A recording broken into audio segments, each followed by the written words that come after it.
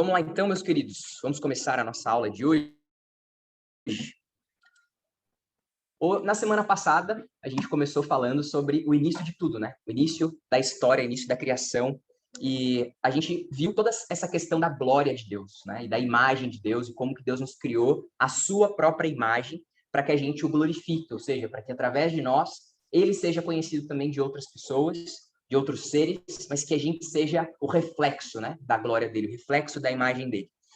E aí eu disse que eu ia começar a aula de hoje falando de um aspecto interessante, né, sobre isso, que é como que a gente pode se tornar cada dia mais parecido com ele. Qual que é a grande chave? Assim? A gente sabe que tem várias formas, né, da gente crescer espiritualmente e da gente se tornando mais parecido com Cristo.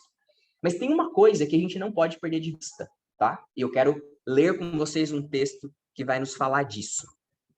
Então, hoje a gente vai falar sobre a história continua, mas eu quero só finalizar o raciocínio da semana passada para a gente começar, então, que é contemplar é a chave. Olha só esse texto que curioso. 2 Coríntios 3, 18, o apóstolo Paulo diz assim para nós: E todos nós, com o rosto descoberto, contemplando a glória do Senhor, somos transformados de glória em glória na sua própria imagem, como pelo Senhor, que é o Espírito. Bom, esse texto, se você depois quiser ler ele completo, ele está contando a história de Moisés. E como que Moisés, ele teve a experiência incrível de poder subir até o monte e ver Deus, né? Claro que ele não viu toda a glória de Deus, mas ele viu uma boa parte da glória de Deus, mais do que a gente poderia ousar ver, talvez, né? Com os olhos dele. E ele passou ali tanto tempo imerso na glória de Deus, né? Esse poder de Deus, né? Que o cercava, que quando ele desce do monte, a Bíblia diz que o rosto dele resplandecia, não é? Com essa glória, com esse brilho, com essa Shekinah que estava meio que impregnada nele, né? Como se fosse o perfume de Deus nele, né? Ele desce ele tá de alguma forma expressando isso ali, né? E aí o que acontece é que quando Moisés desce, ele tem que colocar um véu, né, no rosto dele para que as pessoas pudessem olhar para ele. Só que depois de alguns dias, essa glória, essa luz, né, esse brilho do rosto dele vai desvanecendo, vai diminuindo. Só que Moisés não quer que as pessoas saibam que está desvanecendo, então ele não tira o véu.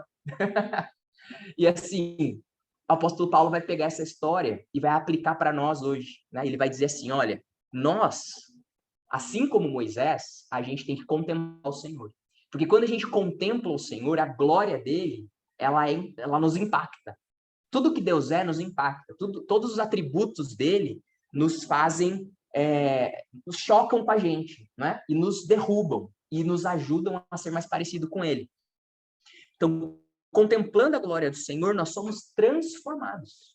De alguma forma, essa glória ela nos envolve também. Né? As características de Deus nos envolvem para que a gente fique mais parecido com Ele, a gente possa brilhar o brilho dele, né? Refletir o reflexo dele, a luz dele.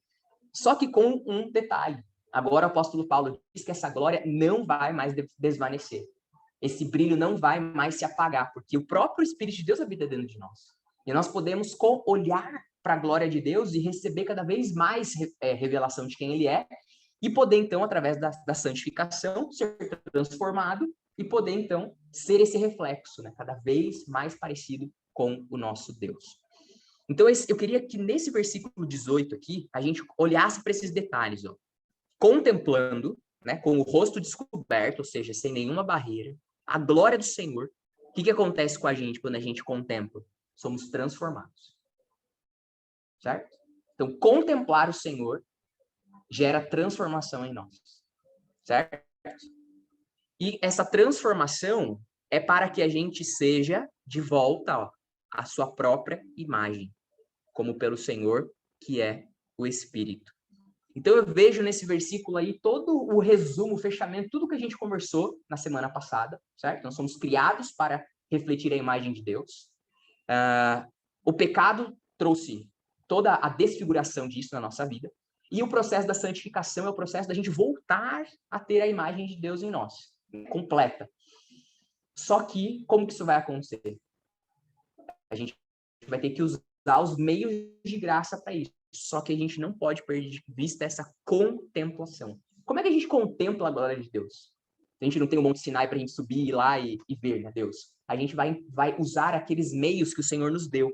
A própria palavra, por exemplo, é um deles. É o principal, né? Através do qual a gente pode vir aqui e contemplar a glória do Senhor.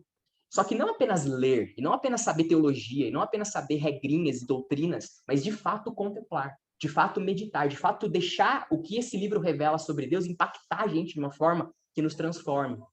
Através da oração isso também acontecer, através da meditação isso acontecer, através do jejum, através da comunhão com a igreja, todos os meios de graça a gente poder ver como um caminho, né, uma forma de nós olharmos e termos experiências com Deus, de forma que, contemplando essa glória e experimentando essa glória, a gente seja transformado, tá?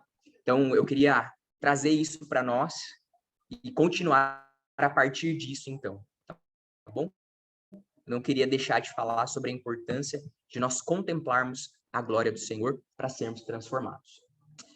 Bom, e hoje, então, no nosso estudo, nós vamos falar sobre a continuação dessa história, né? Nós sabemos que nós fomos criados, nós tivemos o pecado, nós temos Jesus que veio para restaurar, né, a nossa vida através da salvação. Só que aí, essa história ela termina?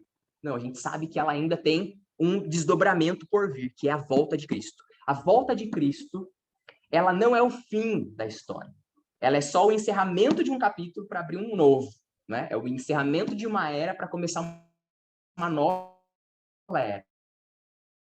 A história continua. A gente falou da primeira criação, do primeiro céu e da primeira terra. E hoje o nosso estudo 2 é para falar sobre essa segunda criação, essa criação renovada, o novo céu e a nova terra que o Senhor Jesus vai trazer para nós, né, quando ele voltar na sua segunda vinda. Tá? Então hoje nós vamos falar sobre o céu, sobre o Apocalipse, sobre o que a Bíblia revela para nós sobre a nossa vida futura e como que isso impacta a nossa vida hoje. Tá bom? Vamos guardar as perguntas e comentários para o final, porque daí o pessoal que está aqui em casa também vai poder estar na mesma sintonia que a gente, tá bom? Que está aqui presencialmente também. Então, eu vou deixar sempre uns minutos no final para a gente poder conversar e tirar dúvidas e etc. Eu quero começar com essa pergunta, tanto para você que está aqui em casa, quanto para você que está aqui comigo presencialmente. Como que você imagina o céu? Para aí e pensa um pouquinho. Quando você ouve essa palavra céu, né, o céu de Deus, né, onde ele está, a glória dele e tal. Eu vou para o céu. Sabe essas expressões? Quando eu morrer, eu quero ir ao céu. Jesus morreu para que eu possa ir para o céu. É todas essas coisas que a gente fala no nosso dia a dia. Tá, o que é esse céu, no fim das contas? Que imagem mesmo, quero que você pense em questão de imagem. O que o céu é para você, tá bom? Bom, é muito comum a gente ver pessoas se referindo ao céu como sendo algo muito espiritual e imaterial, certo? Tem muito conceito popular por aí, né, de céu como sendo um lugar muito místico a ponto de ser chato até, né? A ponto de ser tão monótono que talvez as pessoas nem queiram tanto assim ir para o céu, né? A vida aqui parece que é mais agitada e mais interessante do que a vida no céu, onde supostamente a gente vai ficar o quê? Cantando para Deus o dia inteiro, 24 horas por dia, né, entre aspas, e a nossa vida vai ser essa, um grande louvor, né? Uma grande sinfonia gospel, né? E será que é isso? Será que é isso que a Bíblia revela para nós sobre qual vai ser a realidade do céu? Nós sabemos que vai ter louvor no céu, é claro que vai ter, mas será que a nossa vida se resume em cantar? Louvar a Deus é só cantar? Agora que a gente está aqui nessa sala de aula, você que está em casa participando da aula, a gente não está louvando a Deus? Então a gente precisa começar a definir ou expandir a nossa definição de louvor, de adoração, né? Para não só música, né? Para não só canções. E o que será que é o céu no final das contas? Então a nossa aula de hoje tem por objetivo nos ajudar a ampliar esse conceito, tá bom? E talvez trazer um pouco de imagem para o nosso conceito de céu, tá bom? E talvez o céu ser muito mais concreto do que talvez tenha sido até hoje, tá? Essa é a minha esperança. Vamos seguir, então, a partir disso. Bom, o texto que eu quero começar lendo com vocês para falar disso é um texto maravilhoso, que está lá em Apocalipse, capítulo 21, os versos 1 e 3. Eu quero ler para vocês, diz assim. E vi novo céu e nova terra, O primeiro céu e a primeira terra passaram, e o mar já não existe. Vi também a cidade santa, a Nova Jerusalém, que descia do céu da parte de Deus, preparada como uma noiva enfeitada para o seu noivo. Então ouvi uma forte voz que vinha do trono e dizia: Eis o tabernáculo de Deus com os seres humanos. Deus habitará com eles. Eles serão povos de Deus, e Deus mesmo estará com eles e será o Deus deles. Eu destaquei algumas coisas importantes aqui para nós. Eu vi novo céu e nova terra. Então a gente está falando dessa restauração do que vai vir depois que Jesus vier, certo? Novo céu e nova terra, nova criação. Porque a primeira criação passou e a gente está na segunda, certo? A gente vai entender melhor o que é isso. E a gente vê a cidade santa, a Nova Jerusalém, descendo do céu. Descendo do céu. E Deus vindo habitar conosco. Por isso que eu pus como título ali, ó, Deus vem morar conosco. Então, será que tá um pouco fora, tá um pouco inapropriada a nossa fala de que nós vamos para o céu? De que nós vamos morar com Deus na eternidade? Se a Bíblia está dizendo que, na verdade, é Deus quem vem morar conosco, que, na verdade, é o céu, é a cidade santa que desce até nós e não a gente que sobe até ela? Bom, vamos começar a entender um pouco melhor isso, né? Quando a gente morre, enquanto Jesus não volta, a gente já tem a experiência da glória, né? Parcialmente. Claro que tem muitas coisas que a gente não entende sobre como funciona isso, mas nem a aula de hoje vai falar sobre isso, né? Sobre esse estado intermediário que a gente chama, né? Que quando a gente morre, mas Jesus ainda não voltou. Não, a gente vai falar sobre isso hoje, que isso é um outro tema, um outro assunto.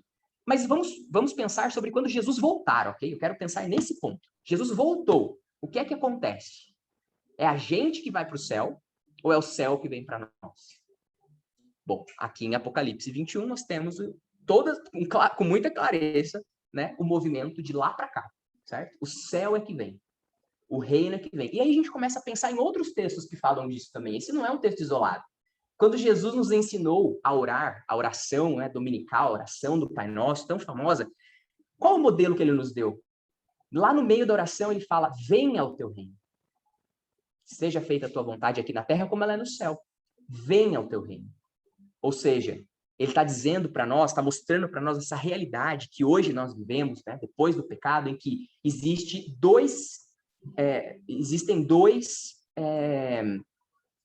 de alguma forma, duas dimensões, né? Vamos usar essa palavra. A dimensão celestial, em que o reino de Deus perfeito se encontra, onde a glória de Deus está ali, né, plenamente demonstrada, que hoje a gente chama de céu, certo? E temos a terra. Duas coisas separadas. A gente sabe que a glória de Deus não está plenamente presente na terra, senão nós nem aqui estaríamos, nem suportaríamos, né, experimentar toda a glória dele aqui na terra. Então nós temos duas dimensões, terra e céu.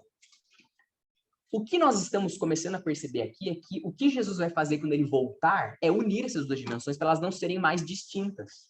Céu e terra não vão ser dois conceitos separados, vai ser tudo misturado, tudo junto.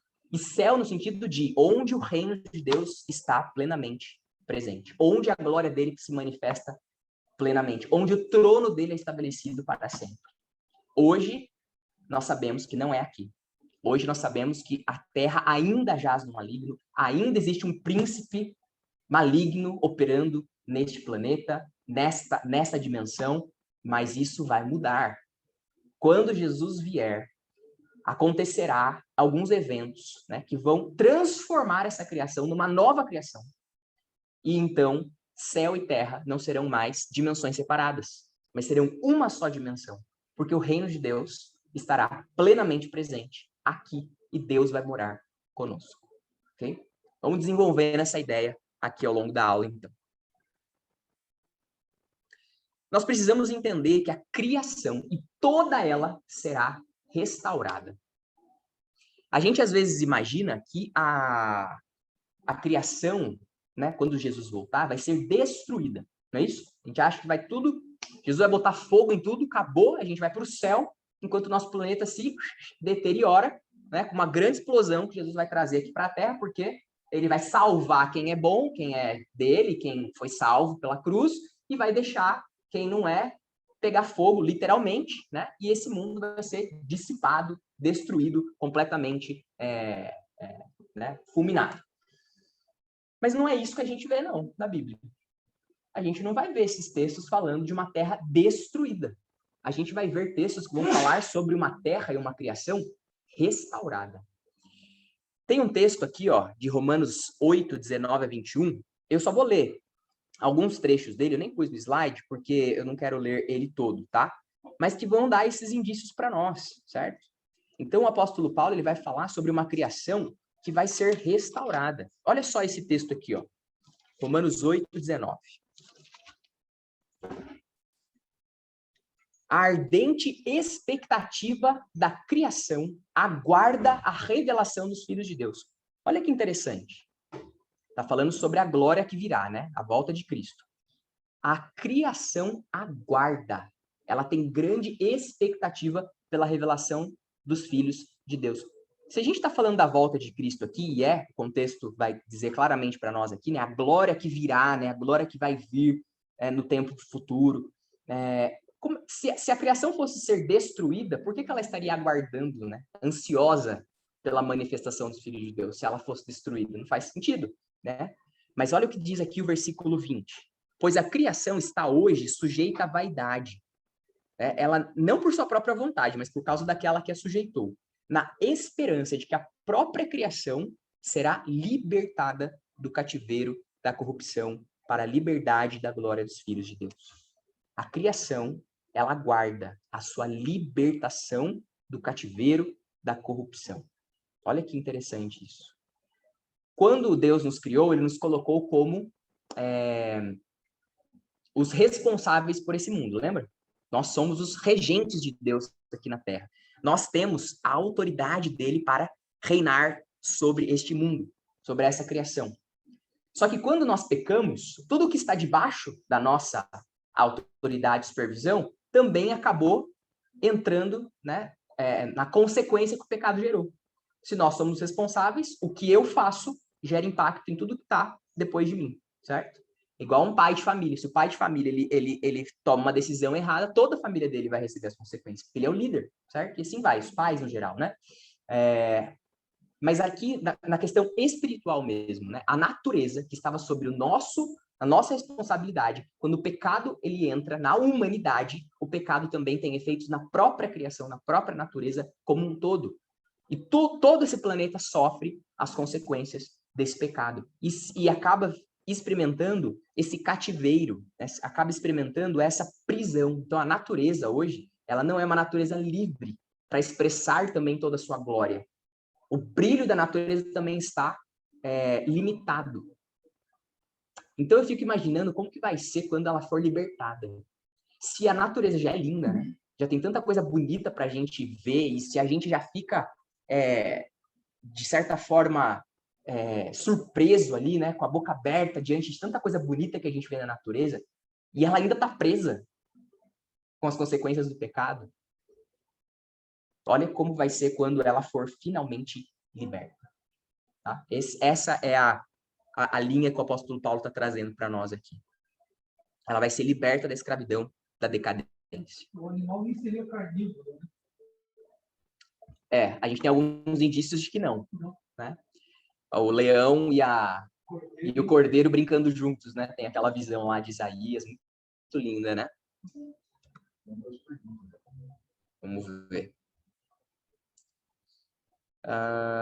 Vamos ver se essas perguntas que chegaram.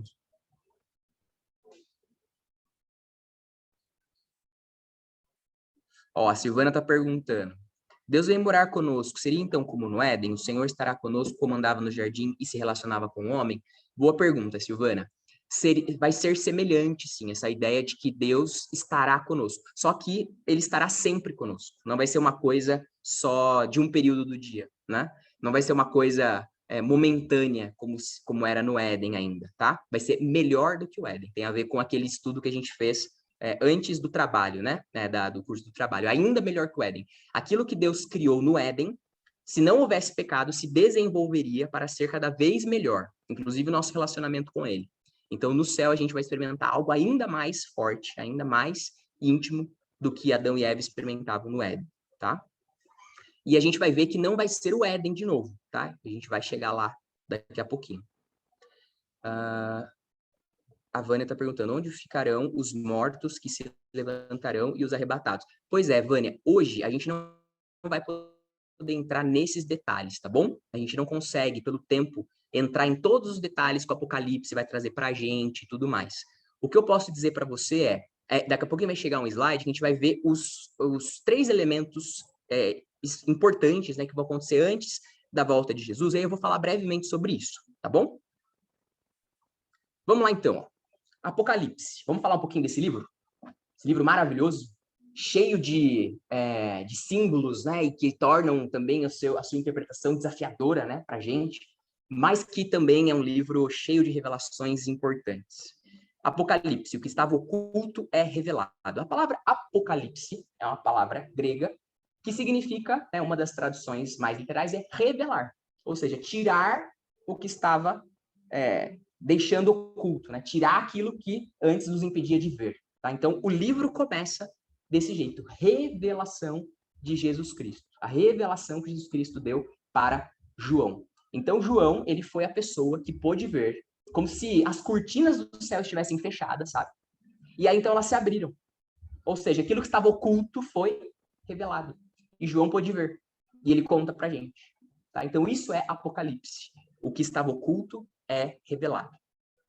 Apocalipse 1:19 começa dizendo assim: escreva, pois, as coisas que você viu, as coisas que são e as que hão de acontecer depois destas.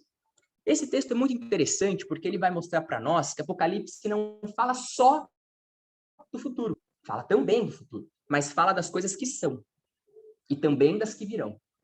Então, Apocalipse é um livro que revela as coisas de agora e coisas do porvir. Não é tudo só do futuro. Então, a gente vai falar um pouquinho disso também, tá? O que acontece enquanto a gente vive a nossa vida aqui na Terra, a gente não percebe os movimentos espirituais, porque a gente não tem capacidade para ver. Nossos olhos são físicos apenas, não é? A gente não vê o mundo espiritual, a gente não consegue ver tudo o que está acontecendo por trás dessa cortina. A gente não consegue perceber todos os elementos espirituais que estão acontecendo, como Deus está operando, como as trevas estão agindo, a gente não vê, a gente vê os efeitos depois, e tenta interpretar. Mas o que acontece é que Apocalipse vai trazer para nós uma revelação do que acontece hoje, de como as coisas acontecem agora, nessa dinâmica espiritual, e sim, das profecias das coisas que ainda vão acontecer, tá bom? E aí, então, vamos fazer um overview aí de Apocalipse, tá? Então, Apocalipse foi escrito para encorajar as comunidades que passavam por perseguição. A primeira coisa que acontece ali, mais importante, depois daquelas palavras iniciais para as igrejas ali do primeiro século, na igreja primitiva, é a revelação da sala do trono. Olha que lindo isso. Apocalipse 4 começa, então, lembra? Abriu a cortina. Sala do trono. João vê a glória de Deus ali. É muito parecido com o que Isaías viu lá em Isaías 6. É parecido com o que Daniel viu nas visões dele, do trono de Deus. Então, essa mesma cortina que no Antigo Testamento tinha sido também um pouco aberta, né? Brevemente aberta, alguns relances, agora João vê ela de novo aberta, descortinada, só que por mais tempo e com mais profundidade. Então, a gente consegue ir mais fundo nessa revelação, né? Então, literatura apocalíptica não existe só em Apocalipse, tá? Literatura apocalíptica, né, esse conceito, esse gênero literário, a gente conta, inclusive, no Antigo Testamento, em alguns pedaços, né, como nesses que eu citei agora, em que nós vemos também um pouco do céu, tá? Porque Apocalipse é isso, é revelação, né? Revelação das coisas espirituais para nós. A sala do trono é onde Deus governa, em glória e em esplendor. Imaginem quanto que isso traz de segurança para uma igreja que estava sofrendo uma perseguição severa. E eles poderem lembrar, ou serem lembrados, ou serem informados de que o trono de Deus, ele está lá, firme, forte, poderoso. Deus está governando a história. Eles não estão perdidos. Eles não estão abandonados. Então isso é importante para eles e importante para nós. Nós não podemos, em nenhum minuto da nossa vida, se esquecer disso. Mesmo que a gente não veja, mesmo que a gente não entenda, nós temos um Deus que está dirigindo a história. O seu trono é um trono de autoridade, de poder, de domínio, e ele governa. Ele governa. Ele nunca deixa de governar, ok? E aí ali a gente vê também os 24 anciãos e 4 seres viventes. Né? 24 anciãos representa ali para nós o povo de Deus do Antigo Testamento e o povo de Deus depois, né, da vinda de Jesus, né, dessa nova dispensação. Então a gente tem 12 tribos e 12 apóstolos. 24 é a soma. Então quando a Bíblia fala desses 24, é a soma, né, dos dois. Da antiga aliança, da nova aliança. O povo de Deus, Israel, e a igreja, né, que foi inaugurada com Jesus. Todo esse povo, são os filhos de Deus, né, que é o conjunto da família de Deus, que a gente até falou disso da semana passada, estão ali representados diante de Deus, né, nessa revelação, pelos 24 anciãos. Esses 24 anciãos estão assentados sobre tronos. Daqui a pouco a gente vai falar sobre isso, tá? E os 4 seres viventes representam toda a criação. E eles se prostram diante de Deus e o adoram. Essa cena é maravilhosa ali, logo no começo de Apocalipse. Então, percebam que aqui a gente está vendo não só coisas que vão acontecer, mas coisas que já estão acontecendo, certo? Nós todos já estamos na presença de Deus e já o adoramos, tá? E aí a gente chega, então, nos 7 selos, que vai ter para nós ali no Apocalipse bastante conteúdo, muitos capítulos que vão lidar com isso, né? Com os selos, com as trombetas, com os cálices, que nada mais são do que formas diferentes de falar da mesma coisa, tá? São 7, 7, 7, não são 7 coisas, 21 coisas diferentes, tá bom? São as mesmas coisas contadas de perspectivas diferentes. É uma espiral, né? Que os teólogos chamam, né? Uma espiral de Apocalipse. Eles estão dando a volta e vendo a mesma coisa por uma outra ótica. Então, chama-se de outra coisa, mas é a mesma coisa, no final das contas, tá? O que são esses 7 selos? Apocalipse 5 vai falar um pouquinho para nós. Olha que linda essa cena. Vi na mão direita daquele que estava sentado no trono um livro em forma de rolo, escrito por dentro e por fora, e selado com 7 selos. Vi também um anjo forte que proclamava com voz forte: quem é digno de quebrar os selos e abrir o livro? Ora, nem no céu, e nem sobre a terra, nem debaixo da terra, ninguém podia abrir o livro, nem mesmo olhar para ele. E eu chorava muito, porque ninguém foi achado digno de abrir o livro, nem mesmo de olhar para ele. O que significa isso? Que livro é esse? Por que João ficou desesperado quando ninguém podia abrir esse livro? Bom, João ele vê os 7 selos que representam o controle soberano sobre a história mundial. Quem abrisse o livro, só pode abrir aquele livro, né, o livro da história do mundo, né, dos eventos futuros, quem governa o mundo, quem governa a história, quem é o Deus dessa história, o rei dessa história. E não há ninguém, a não ser Deus, que pode fazer isso, né? Então, quando o livro dos propósitos de Deus for finalmente aberto, o mal será plenamente derrotado e o povo de Deus participará da sua salvação. Isso a gente aguarda acontecer. Já está acontecendo, né? Ao longo da história, esses selos já estão sendo quebrados. Não é o que vai acontecer ainda. São os eventos da história que vão culminar na volta de Cristo, tá? Isso mostra um Deus que está governando cada evento da história, trazendo 2 coisas: juízo e salvação. O tempo todo a gente vai ver isso no Apocalipse. Juízo e salvação. Algumas pessoas, que são aquelas que são alvo do juízo de Deus, serão punidas, mas aquelas que também são alvo da salvação de Deus e são redimidas. Tá? A gente vai vendo isso o tempo todo no livro de Apocalipse, e é o que a gente vê hoje também. Deus continua trabalhando com essas 2 perspectivas, do juízo e da salvação, para aqueles a quem ele quis salvar. Mas o texto continua, né? Então a gente termina com João desesperado. Meu Deus, mas como assim? Se ninguém abrir esse livro,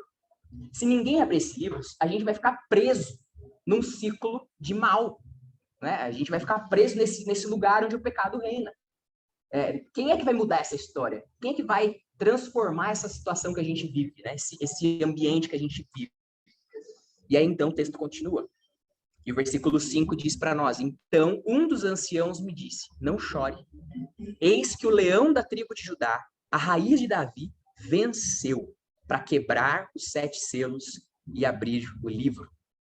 Então eu vi no meio do trono e dos 4 seres viventes e entre os anciãos, em pé, um cordeiro que parecia que tinha sido morto, o cordeiro foi e pegou o livro da mão direita daquele que estava sentado no trono. Olha que interessante. Naquele momento que João estava desesperado, quem é que vai pegar esse livro? Quem é que vai tomar a história? Quem é que vai dominar esse mundo? Aparece ali o ancião dizendo: o leão da tribo de Judá, a raiz de Davi, venceu para quebrar os selos e tomar esse livro. Ele se refere a um leão. Só que quando João se vira para ver que leão que é esse que vai dominar esse mundo, ele não vê um leão, ele vê um cordeiro. Um cordeiro que parecia que tinha sido morto. Não era um cordeiro muito saudável, então, né? Não era um cordeiro todo cheio de força e esplendor, era um cordeiro que parecia que tinha sido morto. Cadê o leão forte e poderoso, né? Quem é esse? Então nós vemos aqui que o cordeiro é o próprio Jesus, certo? Que é sim o leão, o todo-poderoso, aquele que domina sobre tudo e sobre todos, mas que se tornou cordeiro, se tornou vulnerável e morreu para que ele pudesse destruir o mal, para que ele pudesse resolver de uma vez por todas o problema do pecado. O leão se tornou cordeiro, foi morto e venceu. A vitória de Deus foi na cruz. Aquele filme As Crônicas de Nárnia trazem um pouco disso, né? O primeiro filme. A gente vê ali o livro, né, também, para quem gosta de ler, a gente vê ali a cena do grande leão, né, que é o Aslan, todo poderoso, todo forte, né, cheio de autoridade, com aquele leão, né, bonito que ele é. E ele, então, ele deixa ser amarrado pelos servos lá da bruxa má, né, da bruxa branca, lá da feiticeira branca. E ele, então, naquela pedra, ele é totalmente humilhado, amarrado, um leão, gente, sendo amarrado como se fosse um gatinho, e ele deixou isso acontecer. Ele podia quebrar aquelas cordas com a maior facilidade. Que é uma cordinha para um leão, não é? Mas ele deixou, ele ficou lá, quietinho, manso, humilde, permitindo a humilhação. As cordas envolvendo o leão, eles humilhando o leão, né? Cortando a juba dele, deixando ele como se fosse um gato, pelado. E ele morre. É isso. Não é isso que aconteceu com Jesus na cruz? O grande leão, o todo-poderoso, aquele que criou todas as coisas, pendurado no madeiro, ele podia descer dali a hora que ele quisesse. Mas cada segundo que Jesus ficou na cruz foi uma decisão. Eu estou aqui porque eu quero. Eu poderia descer agora, mas eu não vou. Até o fim, eu vou ficar por amor deles. E até o fim, Jesus ficou naquela cruz. E quando ele finalmente termina, ele entrega o Espírito e diz: está consumado. Terminei o meu trabalho. O meu trabalho era me sacrificar. E eu venci. Eu venci. Eu sou o vencedor. E Jesus, então, se levanta, né, ressurreto, e se assenta novamente no seu trono. E volta, né, a ser, e vai ser para sempre, o leão. Mas o leão que se tornou cordeiro. A gente não pode esquecer disso, tá? Vamos lá, pergunta. Deixa eu olhar aqui no chat, Gui. A Mari está perguntando, estamos no princípio do fim? Jesus já disse, Mari, que nós estávamos no princípio do fim, desde a primeira vinda dele. Né? Quando Jesus vem, ele inaugura o início dos eventos que preparam a sua segunda vinda. Tá? Então, a gente entende que os eventos que vieram logo após a vinda de Jesus já são a inauguração do fim. É a segunda parte da história que está caminhando para o fim. É como se o Antigo Testamento fosse uma subida, assim, chegando no ponto máximo, né, na plenitude dos tempos, que é a vinda do Cordeiro, a vinda de Jesus. E a partir da vinda de Jesus, o reino de Deus já começa a ser estabelecido aqui, parcialmente, através de nós, né, os seus filhos, né, cheios do Espírito Santo. O reino de Deus já vai sendo, pouco a pouco, estabelecido aqui, tanto que a oração, ela continua valendo, né? Venha o teu reino, Senhor, estabelece o teu reino aqui, e que eu seja parte dessa resposta. E agora a gente continua agora para o segundo, né, segunda parte dessa história, que vai terminar com a vinda de Cristo. Tá? Então, a gente já inaugurou esse segundo ponto.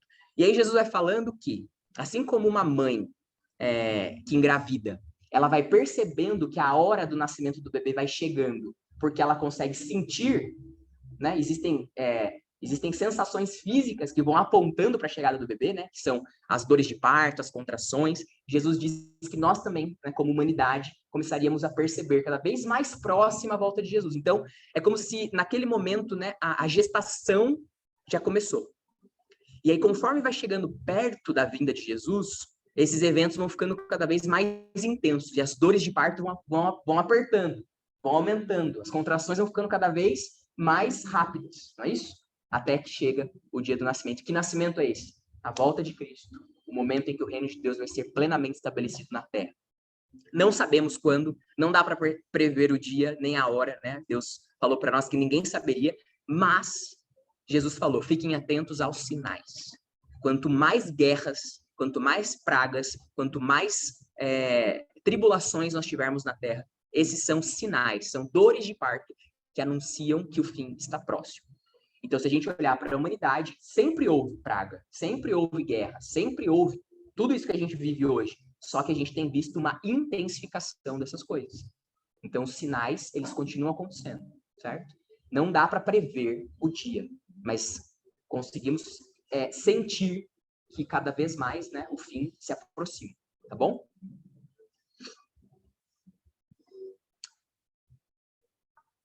Continuando, então. Nós vamos, então, chegando para o fim, né? O Senhor da história. O que o restante do Apocalipse vai mostrar para a gente, então? A gente viu essa questão dos selos, como eu disse, vai se repetir, de certa forma, né? Na questão lá das trombetas, dos cálices, né? Mas é o Deus da história abrindo os capítulos da história para que eles aconteçam, só que ele está reinando. Por mais que haja muita coisa ruim que acontece, mas Deus está reinando para o fim que ele deseja, tá? E o restante do Apocalipse vai mostrar Jesus abrindo esses selos, então, conduzindo a história ao seu propósito final. Qual é o propósito final?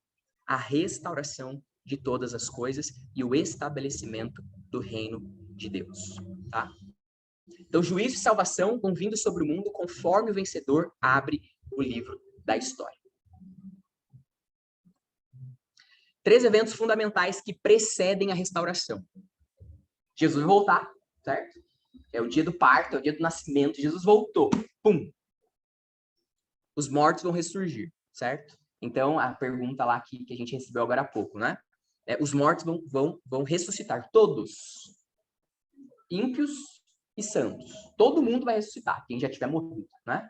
E vão ser chamados à presença de Deus no grande trono, no juízo final, certo? E aqueles que não foram lavados com o sangue do Cordeiro serão julgados. Então, isso é um ponto, Charbel, que a gente não vai entrar hoje, tá? Porque tem todas as linhas, né, de milênio, pré-milenismo, milenismo. É o fim da história. Independente da linha que a pessoa siga com relação ao milênio, é o final do evento, entendeu? Então, existem interpretações diferentes, né, sobre como isso vai acontecer, tá bom? A gente não vai entrar hoje nos detalhes. Mas é o final. É o fim, independente da linha que você seguir, é o final. Tá bom? É o juízo final. É quando Jesus vai dar a sentença final, certo? Graças ao trabalho de Jesus na cruz, né, não tem juízo para nós. Não tem juízo para os filhos de Deus. Tem graça. Porque o juízo dos filhos de Deus foi assumido pelo próprio Cristo na cruz. Não é isso? Jesus assumiu a nossa sentença. Nós receberíamos uma sentença no dia do juízo, se Jesus não tivesse pagado por elas já. Só que se Jesus já pagou, o que sobra para nós? Não tem juízo mais, tem graça só. Então, nós não seremos punidos no dia do juízo. Mas aqueles que não foram encontrados no livro da vida, né, o seu nome não está lá no livro da vida, esses então receberão o juízo, né, e a sentença para passar a eternidade para sempre longe da glória de Deus. Agora, para a gente finalizar a nossa aula, eu quero terminar com essa ideia que é extremamente importante, queridos. Voltando para a pergunta inicial da nossa aula. Como é o céu? Qual é a imagem que você tem do céu? Ou qual é a imagem que você tem de como será o céu? Tá? Essa é a melhor pergunta. Quando Jesus voltar, para onde a gente vai? E como vai ser esse céu? E aí, como eu falei, né, muitas pessoas entendem, né, ou têm a impressão de que esse mundo vai ser destruído. A gente vai ser tirado daqui e levado para esse céu, né? e tchau, terra, né? Nunca mais a gente vai ver esse lugar aqui. Bom, vamos ver o que esse teólogo é extremamente importante, tá? O N.T. Wright, ele fala para a gente. Ele diz assim, ó, com muita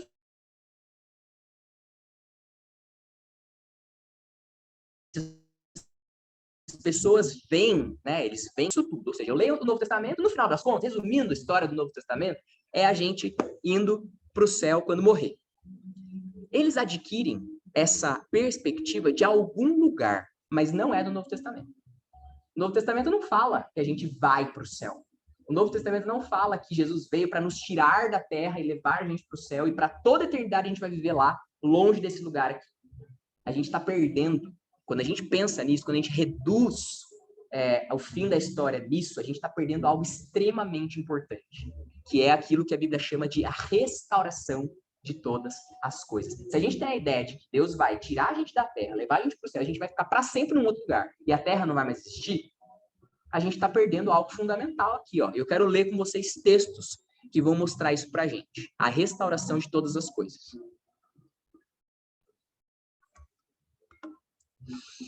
Atos 3, 19 a 21. Essa é a pregação de Pedro, né? Logo após o Pentecostes, se levanta e faz aquela pregação maravilhosa lá, que um monte de gente se converte. E ele fala assim, ó, portanto, arrependam-se e se convertam, para que sejam cancelados os seus pecados, a fim de que da presença do Senhor venham tempos de refrigério, e que ele envie o Cristo, ó, da segunda vinda dele, que ele envie o Cristo, que já foi designado para vocês, a saber, Jesus, ao qual é necessário que o céu receba, por enquanto, até os tempos da restauração de todas as coisas, de que Deus falou por boca dos seus santos profetas desde a antiguidade. E isso é verdade. Lá no Antigo Testamento, existem textos e mais textos falando sobre um dia em que todas as coisas serão restauradas. Não é na primeira vinda de Jesus ainda, é na segunda, ok? Pedro está deixando isso muito claro aqui, ó, a restauração de todas as coisas. Então, Jesus vai para o céu. Então, o céu hoje é separado da terra. É isso que a gente tem que entender. Só que não vai ficar assim para sempre. Com a volta de Jesus, a restauração de todas as coisas irão acontecer. Que coisas são essas? As coisas precisam ser restauradas. Onde é que estão as coisas que precisam ser restauradas? Aqui.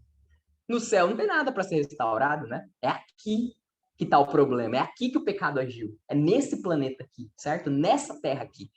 Nessa natureza aqui. E em nós. Restauração de todas as coisas. Vamos para mais um texto. Colossenses 1, 19 a 20. Agora o apóstolo Paulo. Porque Deus achou por bem que nele, falando de Jesus, né, residisse toda a plenitude, e que, havendo feito a paz pelo seu sangue, da sua cruz, por meio dele, reconciliasse consigo mesmo todas as coisas, quer sobre a terra, quer nos céus. A mesma ideia. Reconciliação de todas as coisas, na terra e no céu. E aí, para terminar, a gente vai falar, ok, e toda essa história de fogo que o Apocalipse apresenta pra gente? Né? O fogo não destrói? O fogo não acaba com tudo? O fogo não é fim da história? Depende. Depende. Sobre qual objeto o fogo está colocado. Tem alguns objetos que o fogo destrói.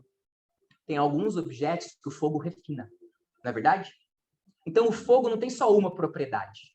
Ele tem duas. Ele tem, sim, a propriedade de destruição sobre aqueles elementos a qual ele destrói, a qual não é puro. Mas sobre os elementos puros, sobre os elementos que são fortes, ele depura, certo? Ele purifica. E a gente vê isso lá em Malaquias, e depois a gente vai vendo isso ao longo de outros textos, tá? Peguei só um para a gente poder ver. Malaquias 3, 2 e 3. Mas quem poderá suportar o dia da sua vinda? E olha, lá no Antigo Testamento, profecias sobre a segunda vinda de Cristo. Olha que legal. E quem poderá subsistir quando ele aparecer? Porque a vinda de Jesus vai, de fato, trazer muito. Porque ele é como o fogo do ouriço.